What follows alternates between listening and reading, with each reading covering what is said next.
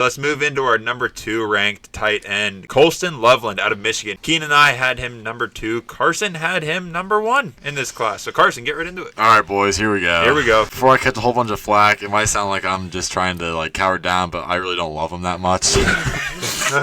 What I do love about him is he has great suddenness and feet in his routes, very quick routes, and he can separate. He's fast, good ball tracking and body control. He's very tall and he has a huge catch radius, and his ceiling is higher than what we've seen, I think. If he continues to add muscle to his frame, he could be amazing, but he has to add muscle, and I think he's a better NFL tight end than college tight end because of the way that he can separate and get open on his own. I understand he's a terrible run blocker, but I don't care about this. He's such a good route runner and separator that you need him to be running routes if he's out there. The fact is, he had to be a good enough run blocker to see the field in this Michigan offense because they run the ball so heavily, and he's another guy that's only 20 years old still, so I think he has room to put muscle on his frame, get better at run blocking, and really grow. So really, I have him so high because of the potential and what I've seen. I love his route running. Impressive sharpness in his routes. He's built and moves like a thick wide receiver, but he's just a quarterback's best friend. He's usually open with his route running. He knows how to work into open space whenever the play breaks down. Just very smart, solid, steady speed with good acceleration. If he's given an open lane, he can get that long frame moving. What I like a lot about him, he can make plays on all 3 levels of the field. So let's move into some cons here. He's lacking a little bit of strength, which is a concern for the NFL. Not really a blocker at all, which we already talked about. His routes are all kind of one speed to me. Also, injury history. He had an injury in 2024, a shoulder injury, and right now it's expected he's going to be back on the field around the end of May, but no contact until August. So he should be good to go for next season. Nice research there. Yeah, the inside reporter there. Yeah. He's just not a big tackle breaker or make you misser. He doesn't offer too much after the catch. He's usually getting tackled pretty easily. His lateral agility in his routes is nice,